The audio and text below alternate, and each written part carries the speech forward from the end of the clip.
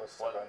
yes, I think there's some breaking story from Nigeria's south region, specifically Rivers State. We understand there's a huge protest going on towards the election that held yesterday. Emmanuel Ereyi is live on telephone. Emmanuel, what can you tell us about the protest? Sulai, I must say that the situation in Rivers State is almost getting out of hand. Just when people were trying to put their minds, wrap their minds around what happened yesterday, what we see now is that hundreds of APC supporters dead, the presence of the heavy presence of security operatives broke through their barricade and walked straight, headed for the gate of the Independent National Electoral Commission in Port Harcourt, the River State capital, to state loud and clear their reservations about the elections that held yesterday in the state. In one statement, they say no elections held in River State. And they decided that they were going to come out in their numbers, and they did that, and they stormed the streets, causing heavy traffic jam and causing many of the security operatives. I must tell you this, that I stood a distance away from the crowd. I thought I was going to see something like a movie when I saw heavy security operatives with their tanks, with their vehicles and their guns heading towards the direction of the protesters. I thought I was going to see something unusual, but to the surprise of many, the protesters were bold, they were daring, they walked through the soldiers, they walked through the police, the barricade, because according to them, this is the time for them to make it. Emmanuel, let me come in here very quickly. I'm trying to have a picture right in my head of what exactly you're trying to relate to us. How big is this crowd? Tell us an estimation of numbers.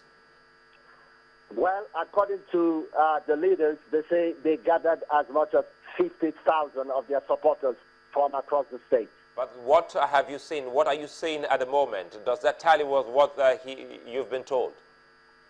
No, apart from what I've been told, I saw a large crowd, and of course, I could not have counted them by head, but I can tell you that the crowd was large, it was huge, and it caused some form of chaotic situation on the road leading to the INEC office in the state capital. You said they broke through the ranks of the security operatives, but there was no confrontation?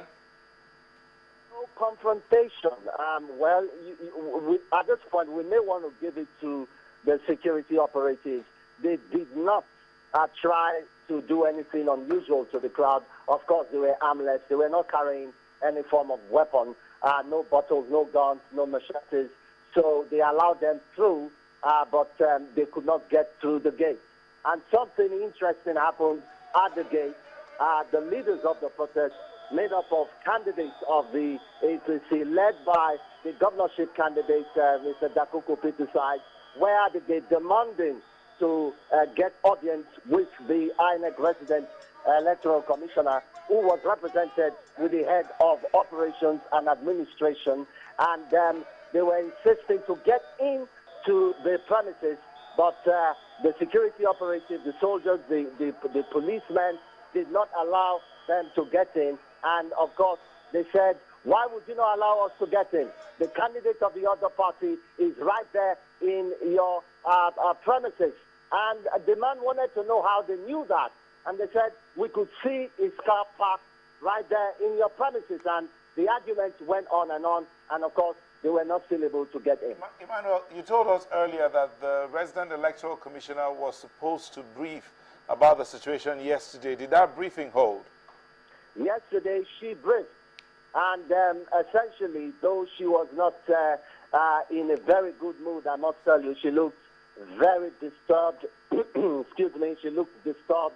She looked very upset about, maybe about the pressure. Maybe it was coming from the pressure of accusations and people saying, some saying that she was being partisan and all of that. But under that pressure, she said she was well, an award-winning... I'm afraid we have to cut you there. We would like to thank you so very much for giving us that update. We'll get back to you on the other side to give us more on this development.